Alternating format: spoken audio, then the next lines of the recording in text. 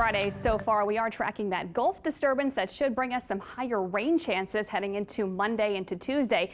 Before that kind of emerges, we'll see a scorching hot weekend ahead. We'll actually trend mostly dry today, tomorrow, and even into Sunday. And then after this kind of Gulf disturbance kind of passes on by, we'll see more scorching hot temperatures settle back in heading into the middle of next week. Wanted to talk about the Pacific Ocean again out in the tropics. This is Hurricane Hillary.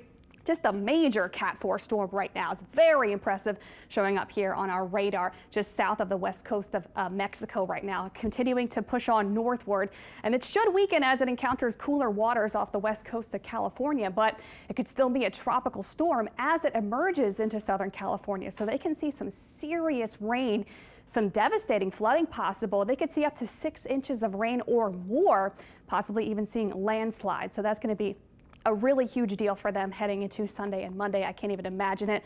We'll continue to watch that. But out in the Atlantic, we do have 4 tropical waves we are tracking, 3 of them way far out in the central and eastern Atlantic Ocean. 1 tropical wave is set to bring some more showers and storms towards the Lesser Antilles and Caribbean heading into the weekend time frame. But those 3 will kind of just watch. Models not doing much. But what we will see is this weekend a Gulf disturbance starting to emerge. It's not there yet. There is a cluster of showers and storms near the Turks and Caicos where this X is. It's going to continue to move west and northwest, eventually heading into South Florida, and then it should head into the eastern Gulf of Mexico probably Saturday, Sunday. So this is what it could look like. We have that high pressure heat dome off to the north, and actually it's going to kind of sink to the south in the coming days. That will help direct this system off to the west. So it'll probably stay just south of the area. That means we'll probably not get much rain.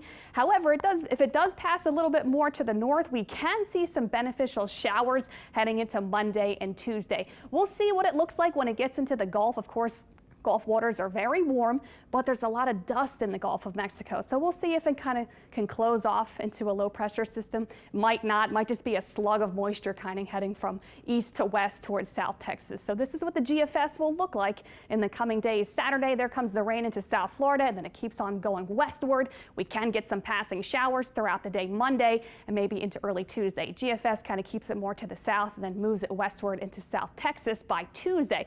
Very quick moving system. Both the GFS and Euro agree on the fact that it's going to be a quick moving deal.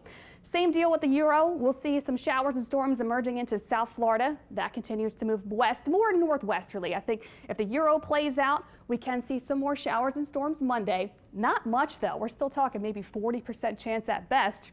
And then again, quick moving system keeps on pressing westward into South Texas by Tuesday. So that's really the big picture here. We can see some more showers, but most of it kind of stays to the south, off in the Gulf of Mexico. We could really use this rain since we have the ongoing drought conditions, but we might miss out on the action. Make sure you stay tuned to the forecast for any changes, since we are tracking something that's going to emerge in the Gulf. But really, I have a modest increase in our rain chances Sunday, more so Monday into Tuesday. So Sunday, we can see a few stray showers and storms.